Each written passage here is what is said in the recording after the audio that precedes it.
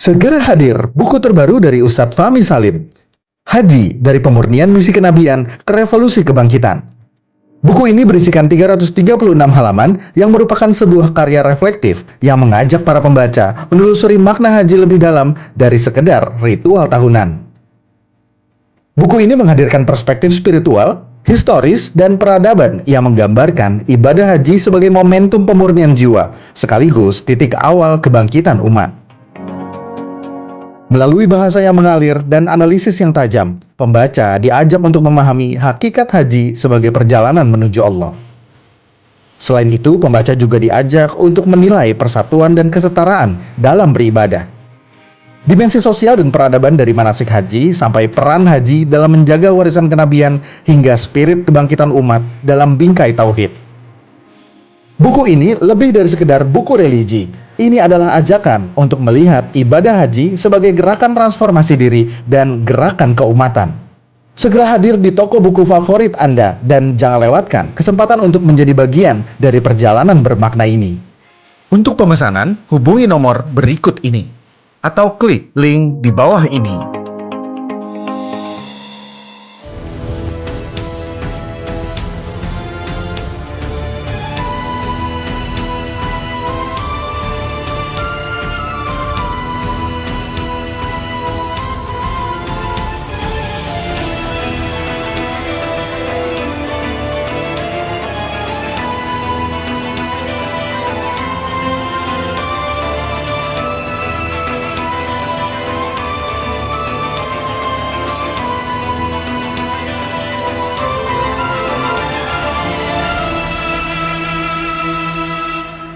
Alhamdulillah, wa syukrulillah, wassalatu wassalamu ala sayyidina Rasulillah Muhammad ibn Abdullah wa ala alihi wa ashabihi wa man tabi'ahu wa tasawa wa la hawla wa la quwwata illa billah. Subhanaka la ilma lana illa ma'allamtana innaka antal alimul hakim. Rabbi zidna ilma warzuqna fahma. Uhayyikum bitahiyatul Islam. Assalamualaikum warahmatullahi wabarakatuh. Syukur pada Allah, hari ini tanggal 11 Zulhijjah, alhamdulillah kita berada di hari yang disebut oleh Nabi SAW sebagai Iduna Ahlul Islam atau Idu Ahlul Islam, hari raya umat Islam. Jadi memang secara formal hari raya kita memang dua, ya, yaitu Idul Fitri dan Idul Adha. Tetapi khusus untuk Idul Adha, Nabi SAW itu menjadikan Idul Adha ini satu rangkaian, bukan hanya festival kegembiraan, pengagungan asma Allah, bukan hanya satu hari, tanggal 10 Zulhijjah saja, ini khusus Zulhijjah ya. Tetapi Nabi menyebutnya Yaumu Arafah, wa Yaumun Nahar, wa Ayyamut Tasyriq, Iduna Ahlul Islam. Hari Arafah, kemudian hari Nahar, penyembelihan hewan kurban tanggal 10, yang kita kenal dengan Idul Adha itu, dan hari-hari Tasyriq, yaitu 11, 12, 13. Kenapa disebut Tasyriq? Karena Tasyriq itu artinya waktu pada saat penyembelihan hewan kurban setelah matahari terbit atau matahari sedang menyorot, ya. Makanya itu disebut dengan hari Tasyriq. Nah, rangkaian ini dari tanggal 9, 10, lalu 3 hari Tasyriq, 11, 12, 13, itu disebut oleh Rasulullah sebagai hari raya umat Islam. Nah, ini khusus Idul Adha ya. Kalau Idul Fitri cuma satu hari, tanggal 1 Syawal. Jadi istimewa sekali hari-hari ini. Makanya Rasulullah Al-Quran menyebutkan, itu di hari-hari ini kita harus lebih banyak menyebut nama Allah. Liyashhadu manafi'a lahum wa yadhkuru smallahi fi ayyamin ma'lumatin ala ma razaqahum min bahimatil an'am. Jadi salah satu hikmah tujuan daripada ibadah haji adalah pertama agar umat manusia itu menyaksikan manfaat-manfaat yang hebat, luar biasa untuk mereka. Manfaat apa? Yaitu manfaat mengenal apa yang saya sebut nanti itu sebagai eh, penemuan terbesar bagi umat manusia itu adalah manasik haji. Ya, bukan ditemukannya roda, listrik, ya, atau kemudian bahkan atom sekalipun, gitu ya. Penemuan terbesar umat manusia ini adalah manasik haji. Nanti saya akan jelaskan. Kemudian di hari-hari ini juga banyak sekali manfaatnya. Bahwa apa? Kita bisa belajar dari apa namanya manasik haji itu sebagai museum hidup, museum sejarah yang hidup dari perjalanan Nabi Ibrahim alaihissalam. Belum lagi nanti dimensi-dimensi dari haji ini untuk eh, kebaikan dan perbaikan ya umat manusia dan peradaban manusia. Nah, yang kedua, tujuan haji itu adalah wa yadhkurusmallahi fi ayyamin ma'lumat, ya, agar mereka senantiasa menyebut nama Allah di hari-hari yang sudah ditentukan itu. Ayam maklumat itu ada yang disebut dengan tadi. Mulai dari Yaumu Arafah, 9, 10, Yaumun Nahar, dan Ayyam Tasyrik. Ini 5 hari ini, nama Allah disebut oleh miliaran kaum muslimin. Nah, makanya kita takbirnya takbir muqayyad. Ya, pada subuh tanggal 9 Zulhijjah kemarin, hari Arafah, setiap habis sholat fardu, kita dianjurkan untuk bertakbir, ya, sampai sampai sholat asar pada tanggal 13 Zulhijjah. Nah itu. Jadi kan serempak, ya, digaungkan di masjid-masjid, di rumah-rumah, ya, di mana kita sholat berjamaah. Itu belum lagi dengan jutaan jamaah haji yang melantunkan talbiyah, melantunkan takbir di 5 hari ini. Maka itulah keistimewaan ibadah haji ini, teman-teman. Baik, kita akan mulai tentang sejarah, ya, sejarah ibadah haji ini. Karena dia nanti itu akan berpengaruh kepada proses penyucian jiwa, ya. Nah, mari kita lihat di sini. Jadi saya berangkat dari pernyataan seorang ulama, seorang penulis, ya, seorang penulis intelektual besar dari Mesir, yaitu Abbas Mahmud Al-Akkad. Abbas Mahmud Al-Akkad ini hidup tahun 1889, jadi abad 19, ya, dan wafat tahun 1964, jadi abad yang lalu, abad ke-20, lahir abad 19, ya, wafatnya abad 20, pertengahan tahun 1964. Kalau kita kan sekarang hidupnya di abad 21, jadi melintas nih, melintas waktu.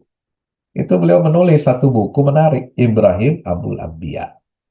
Jadi salah satu yang dia tulis adalah ini yang juga membuat saya tercengang, ya, ungkapannya yang apa namanya, ungkapannya yang sangat menyentak.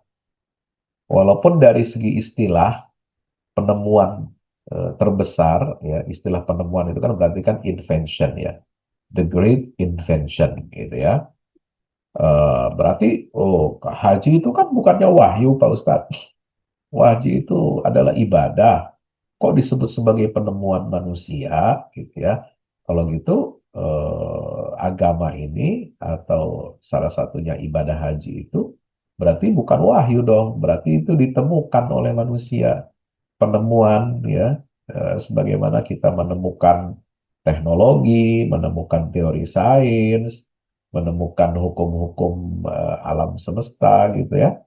Nah, jadi begini, kita memahami istilah Abbas Al-Akkad ini, penemuan di situ bukan berarti dia adalah hasil murni temuan manusia tanpa bimbingan wahyu. Tetap yang namanya agama, tauhid dan rinciannya, termasuk ibadah-ibadah yang menjadi rukun Islam, itu semua adalah wahyu, ya. Nah, memang Kalau puasa, zakat, haji, apa namanya, puasa, sholat, zakat, haji itu ya, itu semua diatur oleh wahyu, diatur oleh syariat, ya, oleh Allah Subhanahu Wa Taala yang mengatur dan menentukan tata cara kita beribadah, gitu ya. Nah, tetapi uniknya dalam hal ibadah haji, ya, kalau sholat, puasa, dan zakat nggak ada disebutkan sejarah gerakannya, sejarah dimulainya, ya, sejarah eh, apa namanya, ya, yang dalam pengertian sejarah artinya diamalkan oleh manusia pertama kali, gitu. Tapi khusus haji ini saya mengatakannya tadi adalah dia sejarah museum tauhid terbesar, ya, yang merupakan peninggalan dari Nabi Ibrahim alaihissalam. Sebab apa?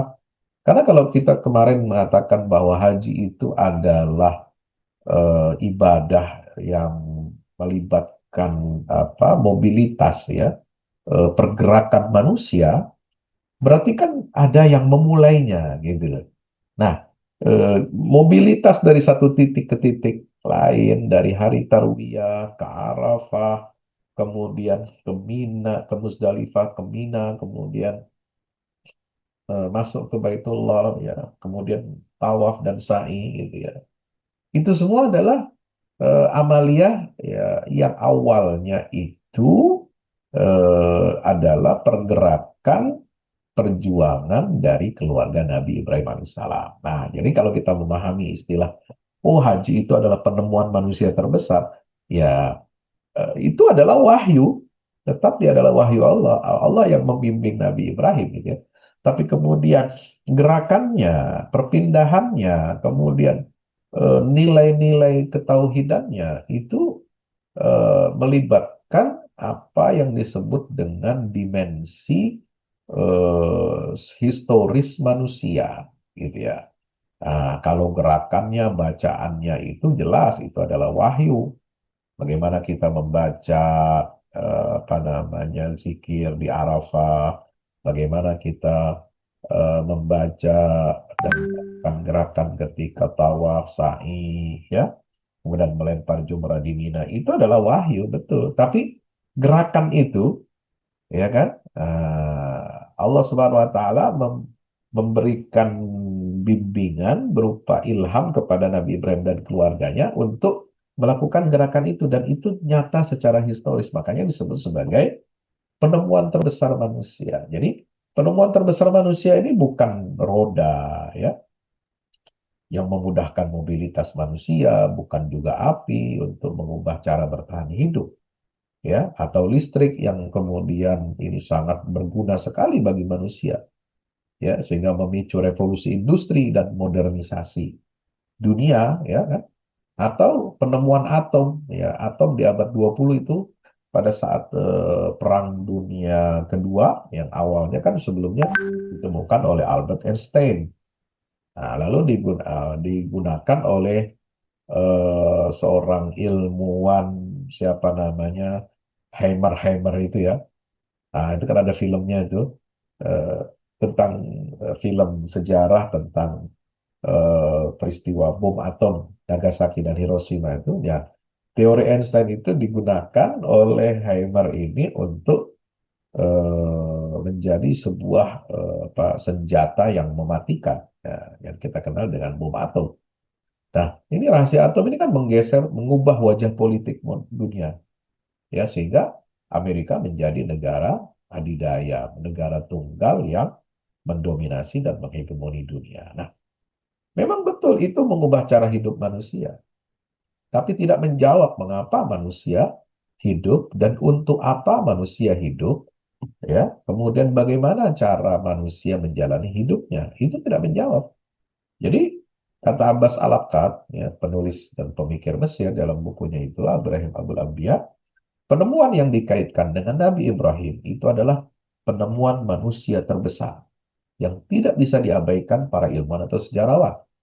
Dia tidak dapat dibandingkan dengan penemuan roda, api, listrik, atau rahasia atau betapa besarnya pengaruh temuan-temuan tersebut.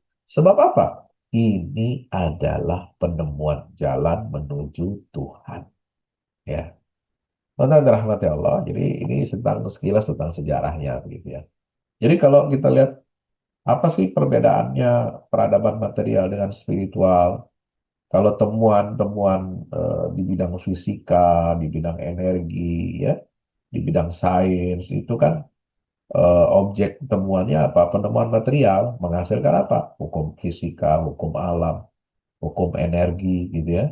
Tapi kalau penemuan spiritual yang dilakukan, ya, dengan bimbingan Allah tentunya, yaitu berupa manasik ibadah haji, ya, temuan spiritual yang berupa rangkaian tauhid dalam ibadah haji itu, ini objek apa namanya yang menjadi sasaran perbaikan itu apa? Ya, ini untuk Pak memperbaiki akal, mencerahkan jiwa dan mencerahkan kesadaran manusia. Bagaimana manusia ini harusnya dia menjadi tercerahkan, ya, yang tadinya dia menyembah banyak objek benda-benda material di dunia pada kemudian akhirnya dengan dialog, dengan usaha, dengan kecerdasan Nabi Ibrahim itu lalu kemudian dibimbing manusia ini apa? Untuk menyadari bahwa manusia itu hanya berhak dan wajar hanya untuk menyembah Tuhan yang satu. Ya, ini kan tidak mudah ya untuk meneguhkan prinsip ketauhidan ini ya dalam dunia nyata di saat kondisi dunia pada saat itu hampir dipenuhi oleh kemusyrikan di mana-mana. Ibrahim sendirian ya eh, dan juga dengan keluarga setelah beliau mendidik ya, secara pribadi itu kemudian membangun fondasi peradaban tauhid sehingga ini mencerahkan akal, mencerahkan jiwa dan mencerahkan kesadaran manusia. Nah, apa hasil utama kalau kita bandingkan temuan-temuan material di bidang sains itu ya menghasilkan kenyamanan fisik kan? Ada efisiensi waktu ya dari listrik, dari roda, dari api, dari energi itu kan kemudian apa? Kita menjadi hidup ini lebih nyaman ya. Malam ketika gelap ada lampu ya kan? Ketika kita ingin berpergian betul moda transportasi sehingga memudahkan roda. Dulu nggak ada roda, belum ditemukan roda. Bagaimana menjalankan apa namanya alat untuk pengangkutan gitu kan? Ini kan semua berjalan kaki. Ya, dulu kapal laut digerakkan oleh tenaga manusia, ya, oleh apa? Di kayu, ya kan? Nah, seiring dengan tuntutan, ya, kan perlu mengangkat beban yang banyak, berat, melintasi samudra untuk apa? Untuk ekspor, impor, dan sebagainya. Nah, ditemukanlah teknologi apa revolusi industri itu awalnya dari listrik, ya, kemudian tenaga uap dan lain sebagainya, ya kan? Itu semua untuk efisiensi dan kenyamanan hidup manusia. Gitu. Nah, tetapi juga di sisi lain, pertemuan-temuan material tadi itu kan menghasilkan kekuatan. Ya, apakah nanti digunakan untuk hal yang konstruktif, membangun atau merusak, destruktif, gitu ya. Nah, tapi kalau temuan tauhid, ya dalam tanda petik temuan ya, tetap ini adalah wahyu dari Allah. Tetapi ketika wahyu itu mewujud dalam kehidupan manusia, nah Nabi Ibrahim itu memberikan sebuah prototip ya bagaimana usaha beliau untuk apa namanya katakan menemukan tauhid itu. Karena dalam ayat-ayat Al-Quran itu banyak disinggung bagaimana usaha dan ikhtiar Nabi Ibrahim ya berdialog ya secara ilmiah, secara rasional, membungkam lawan, membungkam kaumnya, ayahnya, Raja Namrud, gitu ya, membungkam dengan dalil-dalil rasional yang sangat-sangat logis dipahami oleh manusia. Dan itu pertama kali manusia menyampaikan dalil-dalil rasional akan keberadaan Allah dan akan keesaan Allah Subhanahu wa Ta'ala. Ya, sebelumnya mereka tuh nggak bisa memahami loh kok manusia harus nyembah Tuhan yang satu. Mereka kan begini-begini diwarnai dengan apa? Dibumbui dengan mitos, dibumbui dengan apa? Keyakinan animisme, ya dinamisme, berketergantungan kepada roh, ada kekuatan gaib alam ini katanya mistik dan sebagainya. Tapi kemudian diarahkan dan dibersihkan akal jiwa dan kesadaran kita ini ya bahwa manusia itu hanya layak untuk menyembah Allah Subhanahu wa taala yang esa itu. Jadi temuan spiritual berupa tauhid ini adalah dia mengubah arah kehidupan manusia. Dia memberikan makna eksistensial bagi manusia. Dia membebaskan manusia dari bentuk-bentuk penghambaan yang palsu. Ini kan luar biasa. Ya, kalau sifat temuan itu dalam bidang material itu terbatas, bisa disalahgunakan seperti ditemukan atom, ya bisa disalahgunakan jadi senjata pemusnah massa. Ya, sehingga apa? Memicu perlombaan kekuasaan. Nah, kalau temuan tauhid ini dia bersifat abadi, justru menyelamatkan peradaban dari krisis moral, dari kehancuran spiritual, ya, dari apa namanya, dari kerusakan yang diakibatkan perlombaan senjata, ya, kemudian perebutan kekuasaan. Inilah tauhid itu yang menyelamatkan. Dan kita berhutang besar umat manusia ini terhadap apa namanya dialog-dialog, metode berpikir kritis, ya, yang dan rasional, ya, yang dilakukan oleh Nabi Ibrahim alaihi salam. Jadi kalau kita baca Al-Quran jelas di surat Al-An'am 76-78. Beliau itu menghancurkan berhala bukan hanya dengan kapak, tapi dengan ketajaman argumentasinya. Gitu ya.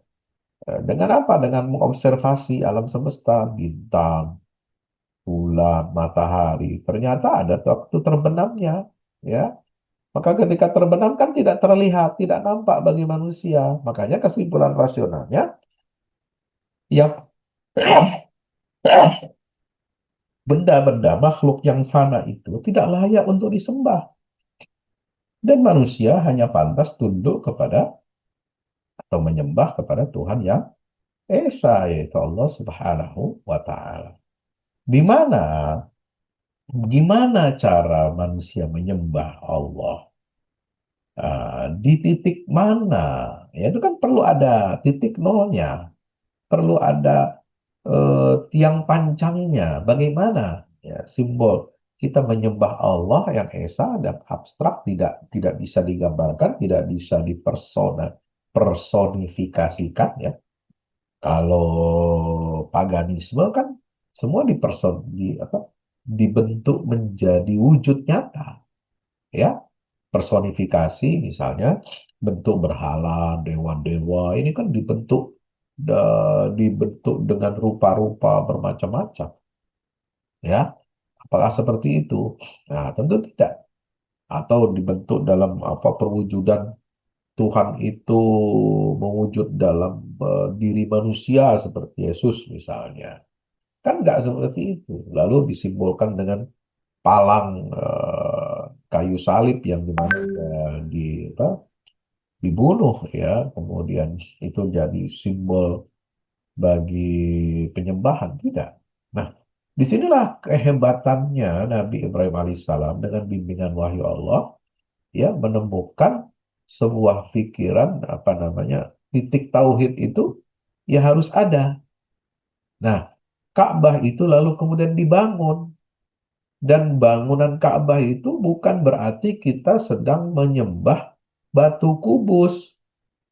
Ya, Ka'bah itu hanya sebagai titik kiblat. Itu jangan salah. Dia hanya titik kiblat supaya umat manusia dari seluruh dunia ini ya punya referensi, punya satu wijah, punya satu kiblat, satu tujuan, ya, menjadi tujuan yang sama. Itulah Allah Subhanahu wa taala. Dan bukan berarti yang disebut dengan Baitullah Ka'bah, rumah Allah itu lalu Tuhan itu bersemayam di rumah ini di Ka'bah. Enggak. Tuhan tidak bersemayam di tempat ini. Tidak tidak tinggal di rumah Allah yang disebut dengan Ka'bah itu. Dia hanya titik ya untuk menyatukan seluruh umat manusia, ya, mengingat Allah yang esa menuju titik yang satu ini. Yang disembah itu adalah Allah yang tidak bisa dipersonifikasikan, tidak bisa dibentuk dengan wujud makhluk seperti manusia bikin gitu. Nah, itulah fungsi Ka'bah, menjadi epicentrum revolusi spiritual. Sehingga Ka'bah bukan sekedar bangunan batu hitam di tengah padang pasir, dia adalah titik balik terbesar bagi peradaban manusia. Kenapa? Titik balik terbesar peradaban manusia. Ini Ka'bah ini memindahkan.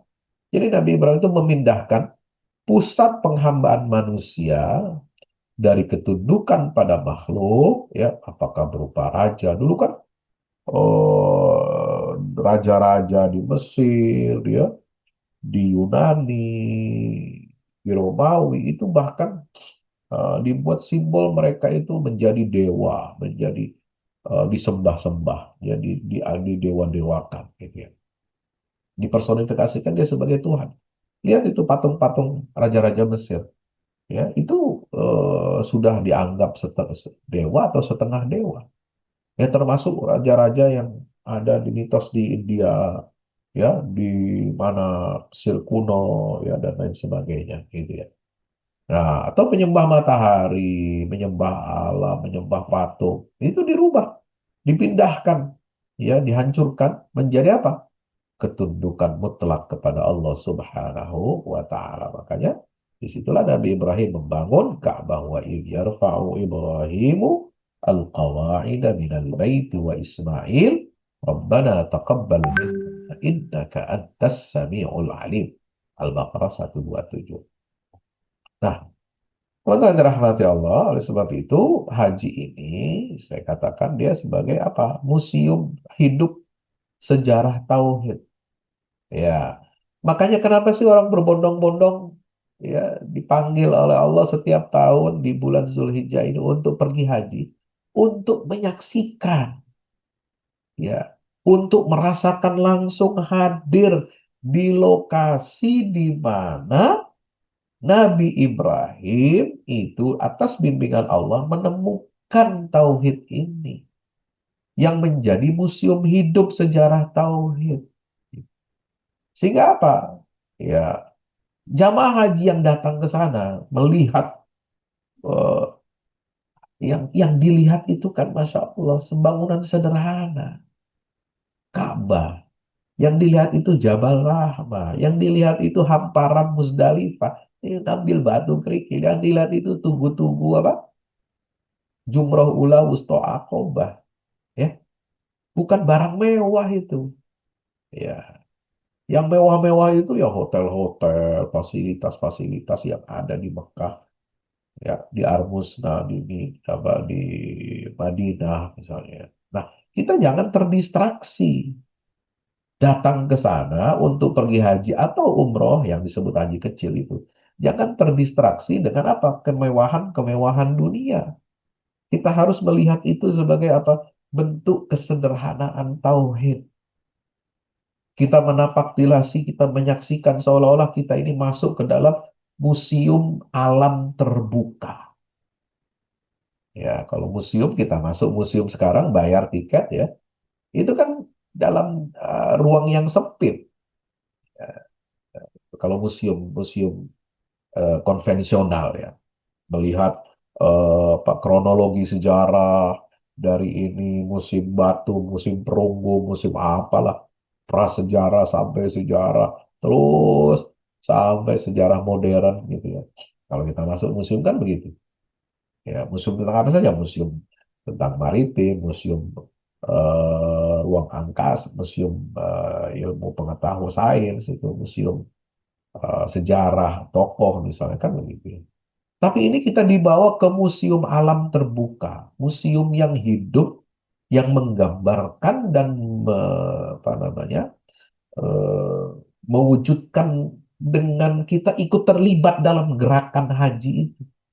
Jadi kita sedang berubah pada saat melaksanakan manasik haji itu, setiap jamaah haji itu sedang memerankan dirinya seolah-olah menjadi Nabi Ibrahim. Ya, dia menapaktilasi langsung jejak-jejak perjalanan Nabi Ibrahim, jejak-jejak perjalanan Siti Hajar, jejak-jejak perjalanan Nabi Ismail alaihi salam. Dia secara langsung hadir. Dan ini mewah, mahal memang. Ya, jangan dianggap haji apaan sih haji. Ya, kok gitu aja keluar biaya besar. Lah memang mahal. Ya, pengalamannya itu yang Anda harus dapatkan ya, nilainya yang dibalik perjalanan itu yang sangat mahal, tidak tergantikan dengan dunia, dengan seisinya. Ya, pengalaman Anda masuk dalam museum alam terbuka, masuk dalam museum hidup sejarah tauhid, ini tidak tergantikan. Orang-orang Barat yang menemukan Islam, ya, mereka mencatat pengalaman-pengalaman haji itu luar biasa. Nanti ada Malcolm X, tadi saya sebutkan di sini. Ada Murad Hofman, dia mantan direktur, salah seorang direktur NATO dari Jerman. Ya, kagum dengan Islam, masuk Islam, lalu berhaji pertama kali, merasakan kemuliaan agama Islam ini luar biasa dicatat. Maka lahirlah buku At-Tariq ila Makkah, Road to Mecca.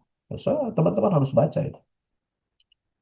Ya, kadang-kadang kita ini lahir sebagai Muslim nggak merasa mewah. Kita ini hidup sebagai Muslim ditakdirkan oleh Allah. Kita ini lahir sebagai Muslim menyembah Allah, bertauhid, ya. Setiap hari sholat 5 waktu, kita nggak merasakan kemewahan itu. Cobalah, ubah mindset Anda, ubah mindset kita semua. Kita menjadi Muslim dan menjadi orang bertauhid ini, itu adalah sebuah kemewahan, sebuah harga yang sangat mahal. Dan Anda harus merasakan itu ketika berhaji. Gitu. So, apa?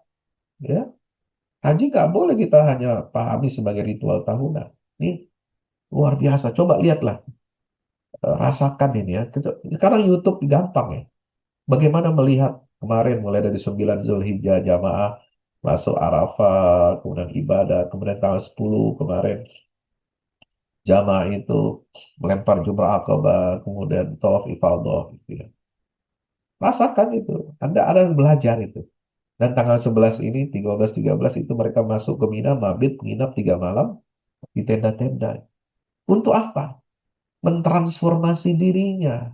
Setelah dia memerankan setiap individu jamaah haji, memerankan dirinya sebagai Ibrahim, sebagai Hajar bagi perempuan, tentunya, ya, sebagai Ibrahim dan Hajar di zaman sekarang dia merasakan sendiri perjuangan itu, ya. Dan ini adalah yang disebut dengan bagaimana napaktilas perjalanan keluarga Ibrahim ini menemukan Allah, membangun peradaban iman dan melawan penyembahan terhadap dunia gitu ya. Sehingga diharapkan jamaah haji ini yang tahun ini dan tahun-tahun sebelumnya itu mereka lulus sebagai apa disebut sebagai haji, sebagai jamaah haji, itu diharapkan menjadi apa? Manusia-manusia yang baru, manusia yang disibrah oleh Allah, ya, dicetak oleh Allah sesuai dengan cetakan Nabi Ibrahim. Nabi Ibrahim itu digambarkan sebagai manusia yang lulus dalam ujian-ujian besar. Wa idibtala Ibrahim rabbuhu bikalimatin fa'atammahun. Qala inni ja'iluka linnasi imama. Qala wa min dzurriyyati qala la yanalu ahdi zalimin. Maka ketika setiap haji ya itu telah bertransformasi, berubah, telah disibrah, telah dicetak jiwanya, dirinya dengan cetakan Nabi Ibrahim, maka dia harus membawa karakter Nabi Ibrahim dalam kesehariannya. Membawa karakter Ibunda Hajar dalam kesehariannya.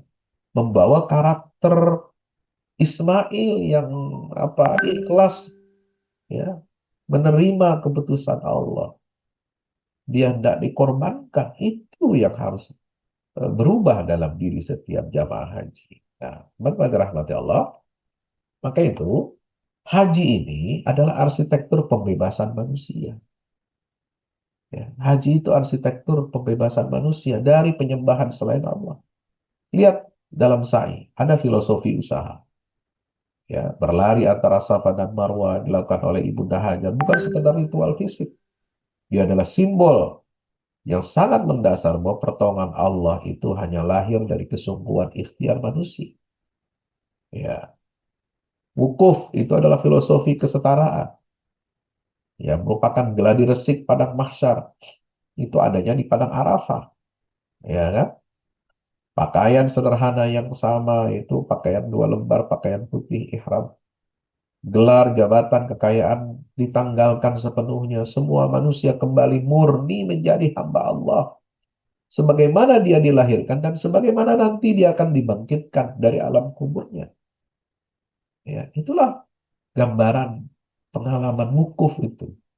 Dan jumrah itu adalah filosofi perlawanan. Bukan sekedar melempar batu, tetapi deklarasi perang terbuka terhadap godaan setan dan seluruh bisikan internal yang menjauhkan manusia dari kebenaran. Nah, ini, ya. Teman-teman dirahmati Allah, maka itu inilah krisis kita sekarang. Bagaimana menjawab krisis modern? Haji itu menjawab krisis eksistensial manusia. Sebab dunia ini memang maju secara teknologi, kan ada teknologi energi listrik, atom, dan lain sebagainya. Maju semua. Sekarang tambah lagi AI. Tapi ironisnya banyak manusia justru kembali menyembah berhala, menyembah uang, menyembah popularitas, menyembah kekuasaan tiran, menyembah ideologi palsu, menyembah hawa nafsu. Nah, haji inilah sebuah perjalanan yang membebaskan manusia dari segala bentuk perbudakan modern. Ya. Dan ini sudah diingatkan oleh Allah jauh-jauh hari. Dalam surat Al-Jatiyah ayat 23, Ara'aita man ittakhadha ilahahu hawahu. Pernahkah kamu melihat, wahai Muhammad, orang yang menjadikan hawa nafsunya sebagai Tuhan? Allah sudah mewanti-wanti ini, hati-hati. Jangan sampai nanti kamu sudah bertauhid, tetapi kamu masih menjadikan hawa nafsu sebagai Tuhan. Sudah bertauhid, sudah mencontoh mengikuti Nabi Ibrahim, tapi kita masih menjadikan uang sebagai Tuhan, menjadikan popularitas sebagai Tuhan, menjadikan kekuasaan tiran sebagai Tuhan, menjadikan hawa nafsu sebagai Tuhan.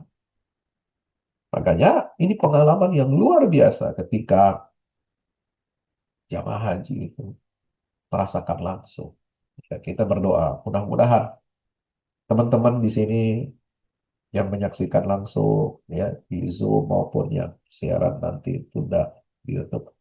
Mudah-mudahan kita berdoa kepada Allah Subhanahu wa taala. Kalau kita tahun ini, hari ini, kemarin hanya bisa puasa Arafah di tanah air kita. Mudah-mudahan tahun depan saya doakan teman-teman semua tahun depan kita bisa wukuf di tanggal 9 Zulhijjah itu di Arafah. Amin ya Rabbal alamin. Jadi bukan hanya puasa sunnah di tanah air, tapi insya Allah tahun depan dan tahun-tahun berikutnya teman-teman bisa wukuf langsung di Arafah. Merasakan apa? Merasakan kita masuk mendaftar menjadi mahasiswa, menjadi murid di universitas tauhid terbesar di muka bumi. Ya. Nah, inilah secara ilmiah dan sosiologis memang luar biasa. Ini tidak ada duanya. Sulit mencari peristiwa global dengan kekuatan spiritual dan historis sebesar ibadah haji, di mana skala globalnya jutaan manusia datang dari berbagai dunia ini. Ya. Latar belakangnya berbeda-beda, menembus batas bahasa, ras, dan kelas sosial. Nggak ada loh aktivitas kegiatan manusia di atas planet ini. Ya, selama 6 hari, kalau kita hitung dari tanggal 8 Zulhijjah sampai 13, nggak ada aktivitas manusia 6 hari itu hanya disibukkan dengan Allah, Allah, Allah saja.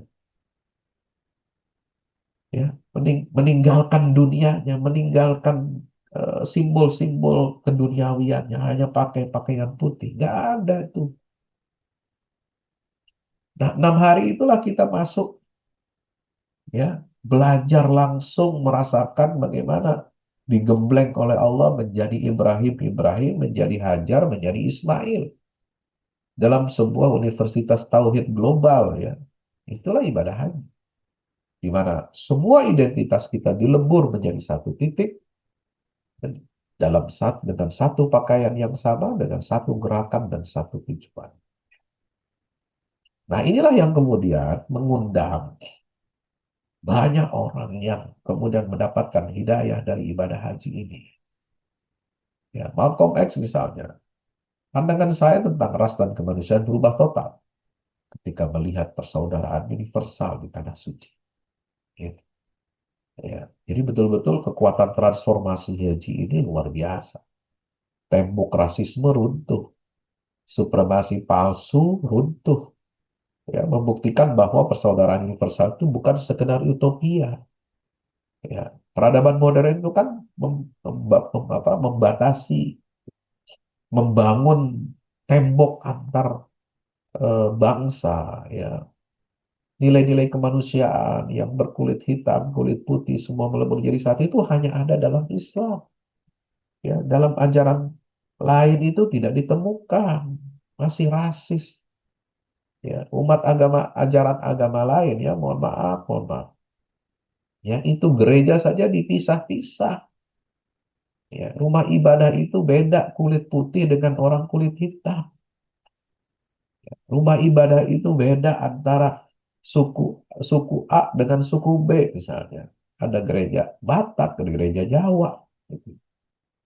Nah, kalau Islam itu semua menyembah Tuhan yang sama masuk ke dalam rumah Allah, masjid yang sama, berbeda-beda sukunya, berbeda bahasanya, berbeda warna kulitnya, berbeda adat istiadatnya. Tuhan. Maka itu saya menghadirkan, nah, ini buku untuk refleksi kita tentang haji, ya. Dari pemurnian misi kenabian ke revolusi kebangkitan. Pengalaman spiritual, ya, pengalaman spiritual. Jadi haji itu sebagai universitas tauhid global, ya, sebagai museum hidup sejarah tauhid. Ini Anda melewati flow, ya. Flow itu apa? Arus perjalanannya, ya. Makanya jamaah haji itu nggak pernah diam, terus bergerak. 6 hari bergerak terus, coba bayangkan, luar biasa.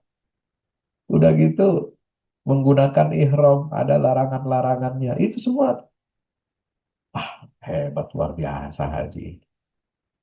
Tidak ada kurikulum pendidikan terbesar dan terhebat di dunia melebihi ibadah haji. Ya, pegang kata-kata saya.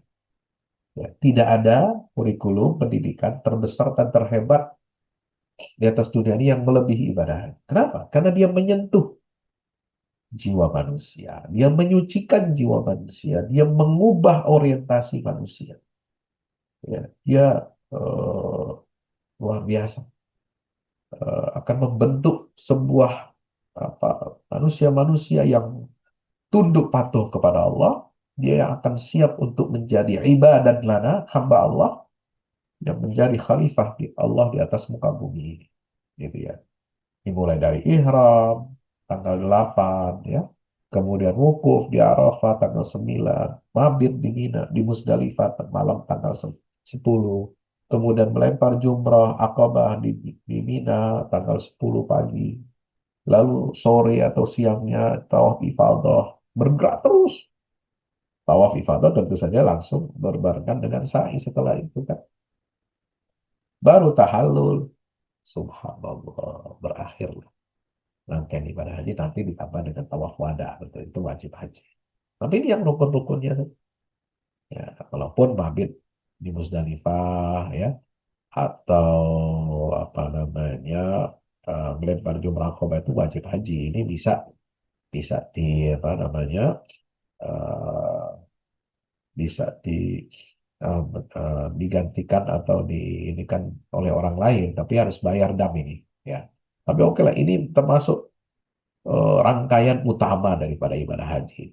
Ya, kita masuk ke museum hidup sejarah tauhid, ini rangkaiannya ini. Ya, tidak sempurna kalau tidak melakukan langkah-langkah ini. Ya, berjalan dari satu titik ke titik lain, merasakan hadirnya Nabi Ibrahim alaihi salam. Ya, subhanallah. Bagaimana merasakan hadirnya Hajar ketika sa'i. Ya, bagaimana Nabi Ismail ditelungkupkan tubuhnya siap untuk disembelih di Mina. Masya Allah. Wukuf, kita berdiam diri, merefleksikan diri, bermuhasabah. Allahu Akbar. Ya. Ini semua luar biasa ini. Nah, ini makna-makna daripada gerakan dari ibadah haji. Ya, bagaimana ihram itu kita tandanya adalah memasuki batas suci dengan melepas pakaian berjahit. Ya, di mana pakaian berjahit itu simbol melepaskan pangkat, jabatan, status sosial. Ya, hidup itu harus berada dalam batasan-batasan Allah. Ya, lama ihram, hal yang sebelumnya halal jadi haram. Inilah melatih kedisiplinan. Bahwa sepanjang hidup, seorang muslim harus selalu bergerak dalam garis batas halal dan haram yang ditetapkan Allah. Itulah filosofi ihram. Sehingga orang yang setelah selesai melaksanakan ibadah haji, sudah melepaskan pakaian ihramnya, dia harus melaksanakan ihramnya secara spiritual terus-menerus. Ihram dalam jiwanya. Ya, yang senantiasa menjaga batasan-batasan halal dan haram dalam semua aspek kehidupannya. Nah, itulah ihram dalam kehidupan kita sehari-hari. Dengan talbiyah. Nah, talbiyah ini ungkap ucapan labbaik Allahumma labbaik, ini slogan ibadah haji yang paling utama. Ya, merekonstruksi kemurnian tauhid. Ya, talbiyah ini diucapkan dengan suara yang keras, bukan dengan lembut atau disirkan, tidak.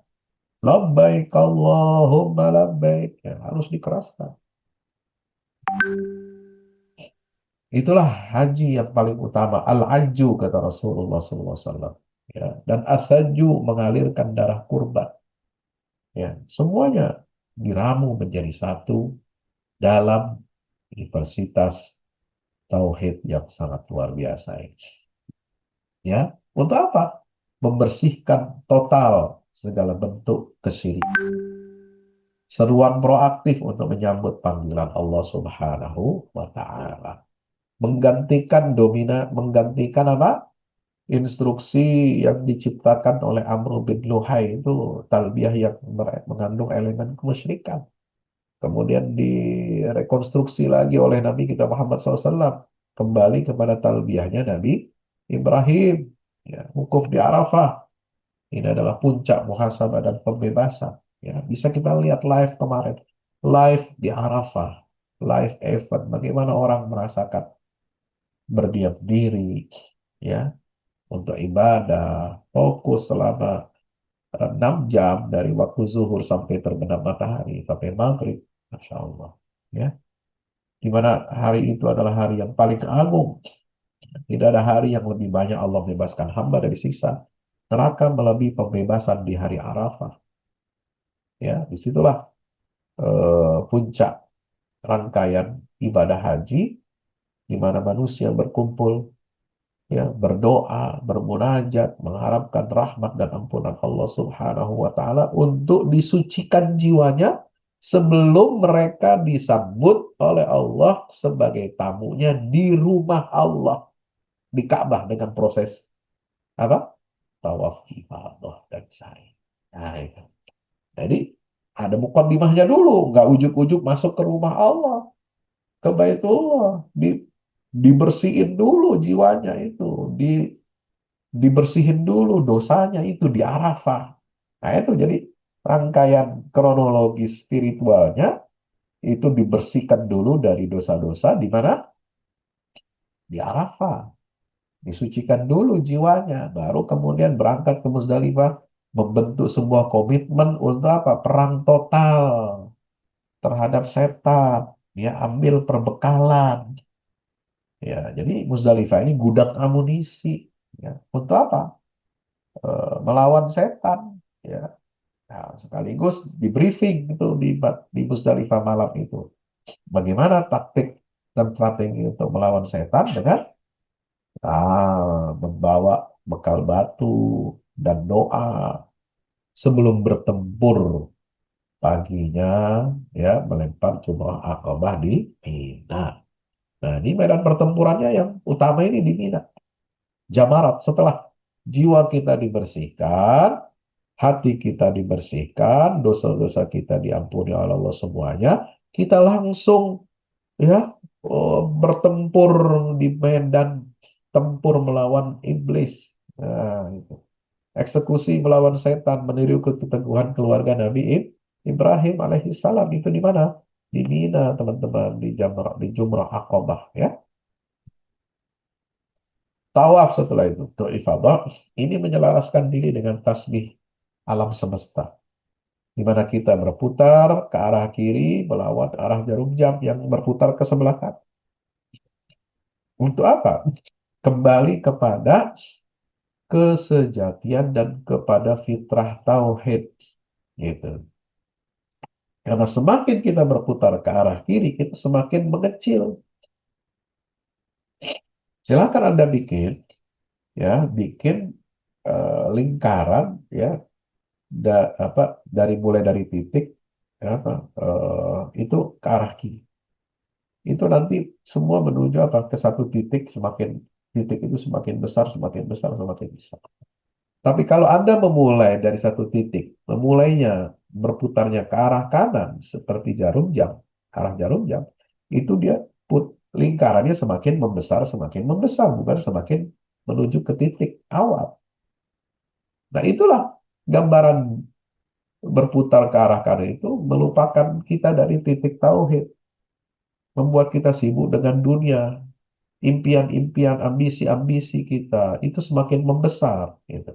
Sementara dengan tawaf itu kita semakin ke kiri, semakin mengecil menuju pusat fitrah, kembali ke titik nol, mengingat bertasbih, menyatu dengan alam semesta ini, karena semua yang ada di alam semesta, ya, partikel, atom, semua berputar ke kiri. Ya, planet-planet semua berputar mengelilingi pusat tata surya ke kiri, semua. Ya, kalau kita perhatikan dengan baik. Ya, itulah. Makanya wa in min syai'in illa yusabbihu bihamdi walakin la tafqahuna tasbihahu. Nah, kemudian setelah tawaf ifadah, ya kita disunahkan untuk sholat di makam Ibrahim, ya, 2 rakaat untuk mengenang jasa Nabi Ibrahim. Berdoa kita agar keturunan kita diberikan keteguhan tauhid sebagaimana Ibrahim mendidik putranya Ismail. Nah, kita sholat di situ. 2 rakaat baca surat Al-Kafirun dan surat Al-Ikhlas, ya, teman-teman, ya. Sebelum sa'i itu. Jadi habis tawaf ifadah, sholat makam Ibrahim, baru kemudian kita sa'i, gitu, ya. Nah, sa'i ini mengingatkan apa? Kita langsung memerankan diri seperti Hajar, di mana kita berlari kecil 7 kali, ya, apa namanya, dari Bukit Safa ke Marwah dihitung 1 kali, dari Marwah ke Safa itu yang kedua, berarti putaran yang kedua, lalu Safa ke Marwah lagi ketiga, Marwah ke Safa lagi 4, Safa ke Marwah itu 5, ya, Marwah ke Safa 6, nah berakhir dari Safa di Marwah itu titik terakhirnya berarti sudah 7 kali. Nah, itu tuh apa? Mencari air untuk Ismail di lembah tandus. Dia tidak putus asa dari rahmat Allah. Ya, cari airnya di sini. Tapi kemudian airnya keluarnya dari bawah telapak kaki Ismail yang ada di hijir Ismail. Kan luar biasa itu. Ya, Allah mengajarkan kita supaya manusia ini usaha dulu. Hasil itu Allah yang menentukan kapannya dan di mananya. Subhanallah. Inilah sebuah rumus, ya, rumus, ya, dalam kehidupan kita itu, bahwa usaha optimal itu harus dibarengi dengan doa, diiringi dengan tawakal. Itulah yang merupakan menjadi taufik dari Allah Subhanahu wa Ta'ala. Ya, itulah rezeki dari Allah, tapi harus diusahakan. Siti Hajar saja harus berusaha, apalagi kita. Ya, Ibunda Maryam saja ketika mau melahirkan Nabi Isa, ya, dalam keadaan lemah itu, dia perlu nutrisi yang menguatkan rahimnya, menguatkan bayinya yang baru lahir, dikasih makan. Bagaimana caranya supaya dia bisa mengeluarkan ASI yang deras, ASI yang baik? Ya, makan kurma. Makan kurmanya gimana dalam kondisi lemah, tidak ada orang yang ngasih makan? Ya, dia harus menggoyang-goyangkan tubuh batang pohon kurma supaya kurmanya jatuh. Wahuzi ilaiki bijiz'in nakhlati tusaqit alaiki rutoban janiyah. Itu kan ada usaha. Bahkan ketika dalam keadaan lemah sekalipun. Gitu ya. Nah, teman-teman dirahmati Allah, maka lalu kemudian berakhir pada tahallul, komitmen kembali ke batas yang halal. Sebab mencukur rambut, simbol membuang segala keburukan dan kemaksiatan masa lalu.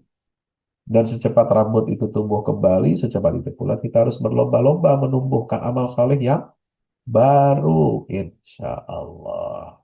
Nah, inilah makna ya dari fisik menuju hakikat.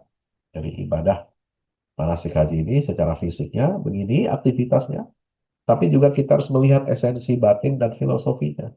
Supaya apa? Antara manasik dengan maqasid itu menyatu, kemudian melahirkan sebuah energi yang besar bagi transformasi jiwa manusia, agar manusia yang pulang dari amalia ibadah haji ini, dia menjadi khalifah, dia menjadi pemimpin di atas muka bumi sebagaimana Allah menahbiskan, Allah mendeklarasikan setelah selesai Ibrahim ya lulus dalam semua ujian-ujian itu. Apa kata Allah?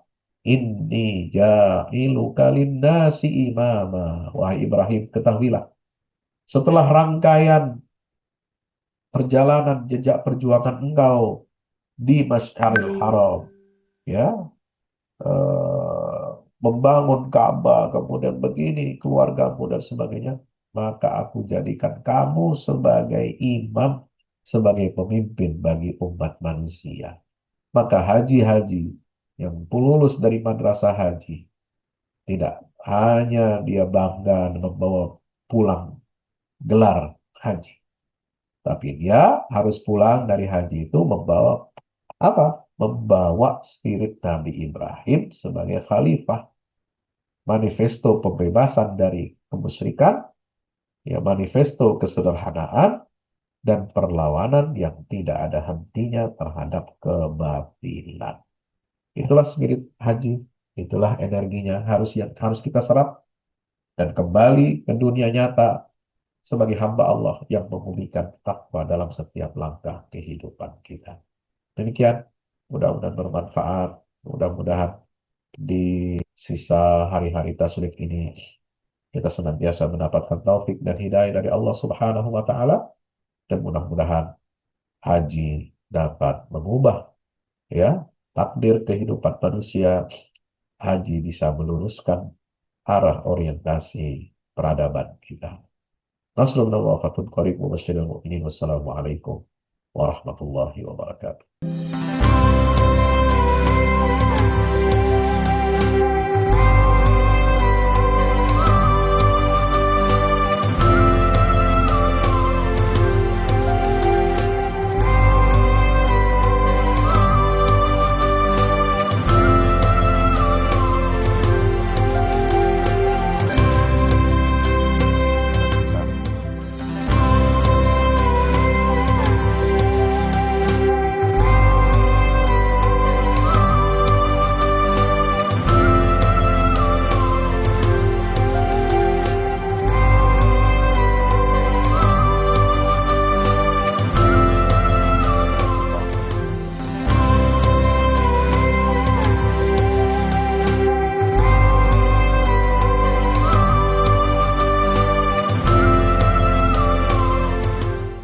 Assalamualaikum warahmatullahi wabarakatuh.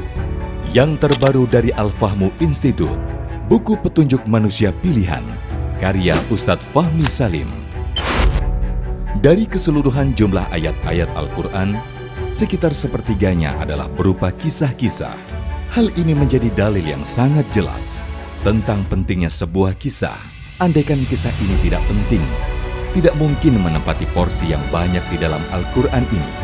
Kisah Al-Quran mempunyai keistimewaan yang membedakan dengan kisah-kisah lainnya, seperti kisah sejarah ataupun fiksi.